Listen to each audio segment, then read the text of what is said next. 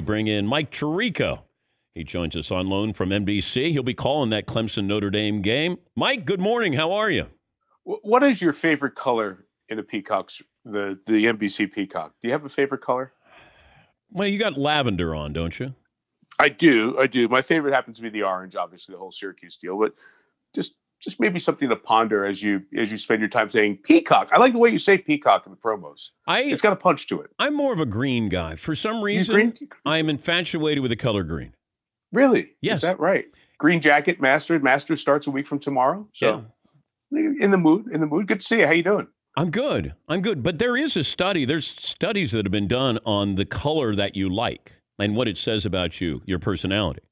Really? Yes. That's interesting.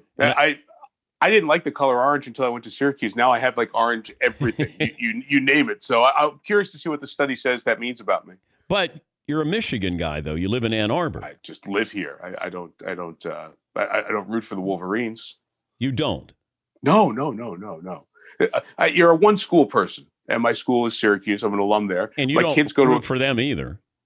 Syracuse? No, of course I do. When I'm not doing, I do their games once every blue moon. I'll do their last game against Notre Dame. I won't root for them during the game. You can separate church and state. I mean, I've been doing this for 30 years. So I will root for them in every sport whenever they're playing. Our friend Scott Van Pelt has a great line. I borrow it way too often. Everyone's from somewhere. That's where I'm from. I think there's a 30-year track record that says I'm fair if I'm talking about Syracuse. But when I'm not on the air, you bet I'm rooting for them. I brought this up to Rich Eisen, who is a Michigan guy. Right. But he's not a resident of Ann Arbor. Right. And I said, what would hurt more, losing to Michigan State or losing to Ohio State? And he said losing to Ohio State. And I said, no, that's not the right answer. Because Ohio State is just a neighbor. Michigan State, you have to deal with Michigan State every day. The guy down the street who went to East Lansing, and you're not expected to lose at home to Michigan State. You're expected to lose to Ohio State. Wrong. Yeah, I think if you asked the people who live near where I live, who have been true blue Michigan fans for years, a Michigan State loss disappoints them in football. An Ohio State loss devastates them, ruins their year. The up north, school up north, all that stuff. Don't put the M in Michigan whenever Michigan does it. Even Urban Meyer's wife doesn't put the M in her last name in her Twitter handle. It's just that's just the way people are about it. They truly are. I'll never forget, Dan. I forget what event I was doing. I had to go somewhere where I could drive. So I went to the Michigan-Ohio State game in person on Saturday before I went to wherever I had to go to for Sunday Night Football. And I drove from Michigan south through Ohio. With Michigan plates, I got into Ohio. People were flipping me off. I'm like, dude, go Orange. See that? Go Qs. I got nothing to do with this. It really is visceral. So the loss to Michigan State really did hurt Michigan fans because they thought, okay, building something, good year. Michigan State looked so bad in week one, new coach. And that was just like a punch to the gut for them, knowing what probably is inevitable down the line in mid-December when they play the Buckeyes. What is inevitable with his contract there? Do you think Jim Harbaugh is there next season? I do. Dan, I'm going to make a blanket statement, and then maybe I'll dive into the specifics. I think there's going to be very little movement in college football. College athletics, colleges in general, colleges and universities, the budgets are devastated. They are crushed by everything related to COVID-19. So let's start there. Paying buyouts is going to be a problem unless you have one person who wants to write the check, which often happens. But I also think schools are going to have a really tough time from a moral standpoint. We don't say that often in college athletics, but this whole year is so different. I think we, as fans, as broadcasters, we're getting into football just like we normally do. What's wrong with Belichick? Why aren't they doing this? We're not putting enough of an asterisk on this season. This season is so odd. It's such a unicorn. I'd really pump the brakes on making big changes after this year because it's really hard to judge what anybody's doing given the buildup and the execution of the year. We're talking to Mike Tirico, Football Night in America, and the voice of Notre Dame football with Clemson coming to town on Saturday night on NBC. Assess Notre Dame at the beginning of the year to where they are now in facing this Clemson team with a backup quarterback. It was like the Super Bowl. This was one big pregame show leading up to the big game. The entire Notre Dame season was lead up to Clemson. That's your measuring stick. And Brian Kelly came off a 4-8 season 4 years ago and has had 3 double-digit win seasons. It's now 5 years ago. 3 double-digit win seasons, and now they start 6-0. They are better. I've seen them every year, and seeing NFL teams on a regular basis, you can tell talent, even though I by no means am a talent evaluator. They're better. They've got better players. They've got depth. They've got talent. The 2 games against Georgia the last 2 years tell me Notre Dame can play on the field with elite talent. They're getting really good players. Clemson's the ultimate measuring stick in the sport along with Alabama. This is a chance for them to see themselves against that. What's happened during the year? They're not throwing it as well as I think they thought they would. Their defense is probably a little bit better than they thought they would have. If they can play a possession, ability to run the ball, score in the 20s type of game, they'll have a good opportunity to beat Clemson with DJ Uiagalelei, the quarterback, replacing Trevor Lawrence. How long did it take you to get DJ's name?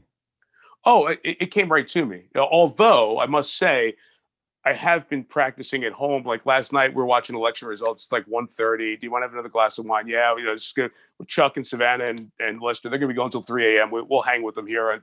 Do you want another glass of wine? And I said, yeah, sure. Uiagalelei. It's become like aloha for everything in the house right now. Hey, would you like to pick up your shirts at the cleaners? Uiagalelei. Yeah. I got to do it. I think they should just come up with DJ and then you, like DJ U. People are calling him DJ U. He's number 5. He's a big guy. I mean, he looks like a Jamarcus Russell, Cam Newton physical stature kind of guy. He's super talented, too. For a true freshman, he played great against adversity against BC. His nickname's Big Cinco. He's got a chain that says Big Cinco. I love that nickname. I'm like, dude, I hope you're good and make it to the NFL because that nickname will last forever. So, not calling games without fans. The college games, Dan, have been different than the NFL games. I did the one NFL game in New Orleans. There were just family and friends, like 500 folks. When the game's going on, you're hearing the piped in audio. You can get into the game, not in the same way you would when it's a big crowd. The college games with 10, 12,000 people and the band feels not all that bad. So the college games haven't been as difficult. I'm just thankful that we've been able to do the games in person in South Bend. I mean, I can't imagine calling the games off TV. I did for the hockey playoffs, and it was a challenge. It's so hard to feel like you're doing the job the right way, not seeing the field or picking up stuff that's not just on that camera in front of you. But it's been okay. Look, work is for all of us. Any of us who are lucky enough to be still working right now, work is twice as hard and half as fun. But we're still, maybe 10 times more thankful that we're getting a chance to do it because a lot of people aren't in this really tough time. Isn't it strange that the Pac-12 starts this weekend? I know. Like it's such an afterthought. We can normally name how many marquee guys out of the Pac-12. It just feels like they're just going to put their head down, plow forward, get some revenue here, and then come up for air at the end of the season because nobody's going to qualify, for the Final Four. Yeah, I think the Big Ten and the Pac-12 felt like they had to jump in because once the ACC, Big 12, and SEC got started and the college football playoff was going to happen, the college football playoff is a lot of money. These universities and the athletic department side need that money, need every dollar they can get. So if they didn't jump in, they weren't going to get some of that cash. So I felt like they jump in here at this point. It is odd. I feel odd I look at the rankings and I see Ohio State 2-0, and there they are. They're 2-0, and Clemson's like 7-0. And there's Oregon in the rankings 0-0. Like, what are we doing here? This whole season is the biggest example of how ridiculously screwed up college football is at that level. They need some common sense, some guardrails to make everybody play the same kind of sport. What they've done as the sport continues to get more fractured and fractured is insanity. It really is. And I think Wisconsin, I got an update here from a source. I think Wisconsin is in some serious trouble. I think the entire season they may have to forfeit this season. And do they come back and play those 2 or 3 games because the other teams on when their COVID outbreak is better because those teams need the game so they can play 6 games in case there's another, folks in the other leagues have been going the whole time had told me when they were going to start back in late August, early September, that we don't know if we're going to play all 10 or 11 games that we're scheduled for. We hope to, but we're not sure. And the NFL is still in the same boat. I think it's amazing we've gotten to November. Full credit, Dan, to the docs, the infection control officers, the NFL teams have, the players too. Everybody's sacrificing. So when we turn on our TVs on Saturday and Sunday, it's cool. For us, it's cool to work. But people are sacrificing, not going out, not hanging out, not doing the things in their normal lives, so they're not the person to infect their team. And I just tip my cap and say thank you to the athletes who are making that sacrifice along the way as well. Yeah, I just worry. I remember when the season started and had somebody tell me, wait until schools are out of any kind of a championship run. Wait till the players in the NFL are out of a playoff picture. That's when you have to start worrying weeks 12, 13, 14. That's what, this big concern of, we could have another outbreak in the NFL. Well, and I'll flip that to the college side for a second. Most of the schools have moved their calendars up. I know my two kids who are in college will be coming home from their fall semester wherever they're doing it here in the next couple of weeks. The back end of the football season might be easier for the teams to control any outbreaks because there are going to be less people on campus to interact with, which has been part of the source of some of the outbreaks for schools. So that's the other side of it. But you're right. You're 1 in 10. Is it that same feeling? I think there's a respect for opponents and teammates and a desire not to be the guy or the people who, because of your negligence, brings down an entire organization. Safe travels there, Mike. Always great to talk to you. You too. Miss you, man. Glad to be teammates again. I hope the election stuff gets counted because I think we might do the Clemson game on Saturday. It's 3rd and 5, incomplete before 4th down. Here's Chuck Todd with an update on Milwaukee County. It could be a strange week. It could happen, Mike. It could happen. Looking forward to a great weekend. Thank you, buddy. That's, Mike Tirico, the big event weekend across NBC Sports, headlined by Brady and Breeze. Sunday Night Football, number 1 Clemson, number 4 Notre Dame, Saturday in primetime on NBC.